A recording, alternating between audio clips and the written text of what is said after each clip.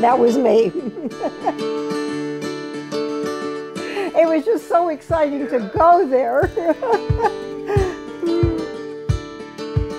I'm Gנסbורg. I'm 89 years old, and I made Aliyah to Israel 2 years ago. See, Israel Airlines. That's 1967. That's how we got here. And here we did at the airport getting off.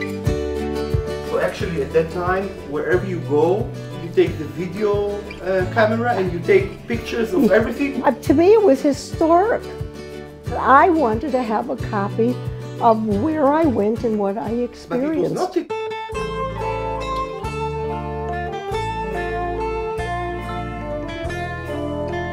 My first time to Israel was in 1952.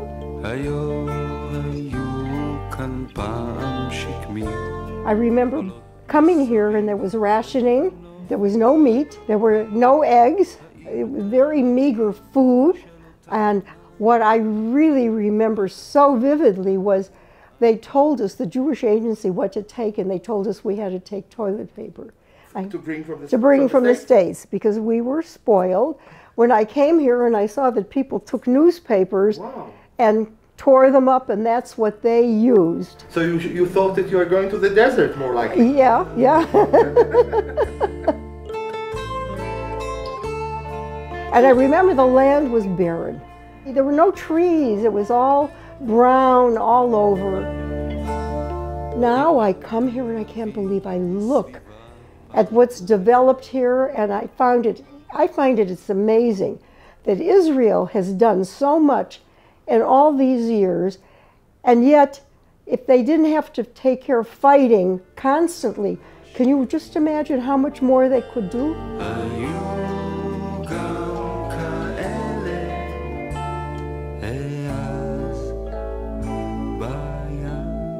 I used to listen to a Jewish radio show every morning at 8 o'clock, and I remember when he announced that war broke out, and I was so nervous and so afraid because I couldn't imagine how Israel could win. They were surrounded completely by Arabs.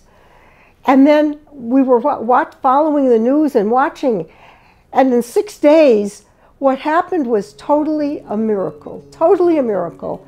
Everybody was euphoric in the United States, everybody. Israel was phenomenal, and I had such a fervor that I had to go.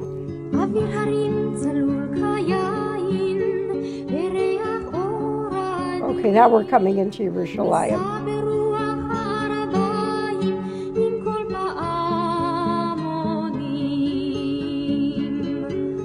See the ammunition?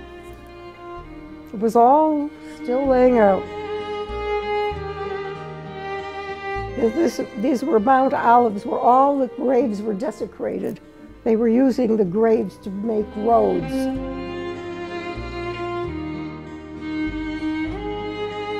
We saw lots of buildings where there were shells from the war, that bombs had actually pocked some of the buildings.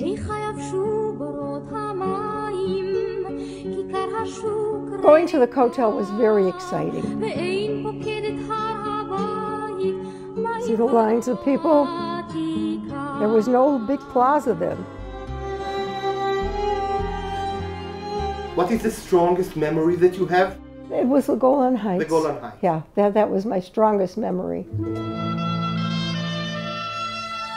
Going to the Golan Heights blew my mind. Why? Because I knew how the Arabs were shelling down on the Jews for all these years on the kibbutzim. And when we got up there, we saw this vast expanse of land. And we were thrilled that Israel was able to capture this. And we saw the dugouts where the Arabs were, and they still had tanks out. There were still boxes of bullets laying there because they had not cleaned it up yet. This is ammunition that we found. Boxes of ammunition. Everything was left there.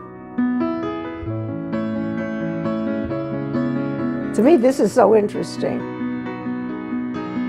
the tanks and stuff, the Arabs were still there. We were able to climb on them.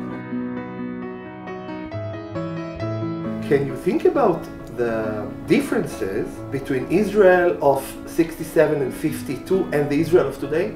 Oh my gosh, it's a different world today in Israel. I send my children to summers in Israel.